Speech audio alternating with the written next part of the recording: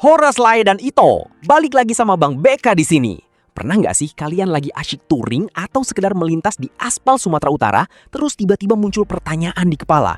Ini Bali G sebenarnya artinya apa ya? Atau kenapa daerah ini harus dinamai Pangururan? Ternyata nama-nama yang terdengar estetik dan gagah di telinga itu bukan cuma pajangan peta. Di baliknya tersimpan narasi sejarah yang hebat, legenda yang bikin merinding, sampai cerita lucu tentang kebiasaan emak-emak zaman dulu yang menetap di sana. Nama sebuah daerah adalah identitas, doa, sekaligus saksi bisu perjalanan leluhur kita. Di sini kita bakal belajar bareng, bedah satu persatu asal-usulnya supaya kita semua nggak cuma jago cari spot foto yang instagramable, tapi juga jago dan paham soal sejarah tanah kelahiran. Biar kalau ditanya orang luar, kita bisa jawab dengan bangga. Jadi jangan sampai ketinggalan. Segera siapkan kopi hitam kalian, duduk yang manis, dan ayo kita gas menelusuri jejak sejarah di balik nama-nama daerah ini.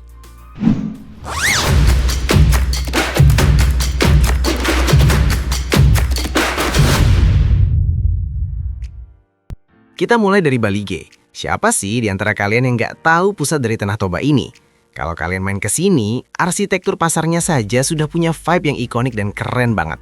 Saksi bisu betapa megahnya pusat perdagangan di sini. Secara etimologis, nama Bali G bukanlah sekedar sebutan tanpa makna. Nama ini berakar dari kata baliga. Dalam tradisi menenun masyarakat Batak Toba, baliga adalah sebilah kayu datar yang dihaluskan.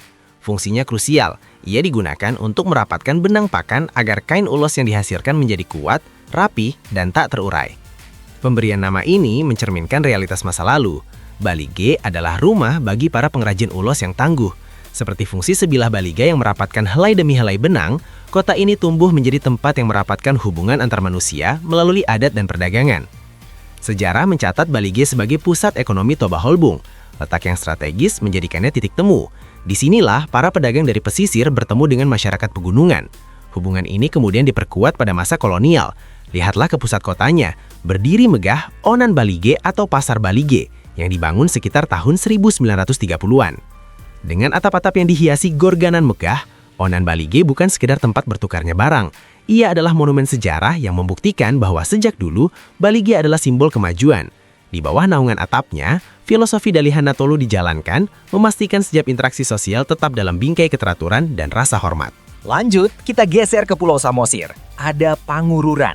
Kedengarannya gagah dan berwibawa banget ya di telinga kalian. Tapi tahu nggak kalian, apa makna di balik nama yang terdengar tangguh itu? Pernahkah kalian bertanya-tanya, dari mana nama itu berasal? Rahasianya ada pada satu kata dasar dalam bahasa Batak Toba, urur. Urur bukanlah sembarang kayu.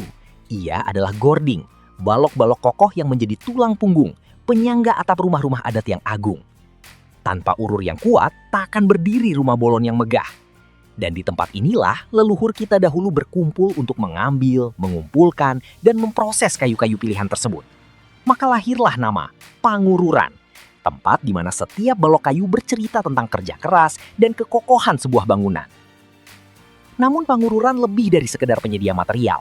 Secara geografis, ia adalah pintu gerbang. Terletak di leher Samosir, wilayah ini menjadi jembatan penghubung antara peradaban di atas pulau dengan daratan Sumatera. Melalui jalur Tanoponggol, Pangururan saksi bisu bagaimana perdagangan, adat, dan silsilah marga-marga Batak saling bertautan. Sejak zaman dahulu, kota ini telah menjadi hub atau pusat interaksi. Tempat di mana orang-orang tak hanya menukar kayu, tapi juga menukar cerita dan mempererat persaudaraan. Sekarang kita ke daerah pegunungan yang udaranya sejuk banget. Ada Sidikalang. Mungkin banyak dari kalian yang langsung teringat aroma nikmat kopinya saat mendengar nama ini. Eits, jangan salah, kita harus melihat lebih dalam dari sekedar urusan kafein. Tanah yang dikenal dengan keharuman kopinya ini memiliki nama yang syarat akan makna kekuatan. Sidi yang berarti kokoh dan Kalang yang berarti tumpuan. Bagi masyarakat Pakpak, Sidikalang adalah rumah yang memberikan stabilitas, sebuah tumpuan yang pasti untuk hidup dan berkarya. Kota ini adalah bukti bahwa untuk tumbuh tinggi, kita butuh alas yang kuat dan sejarah yang tak goyah oleh waktu.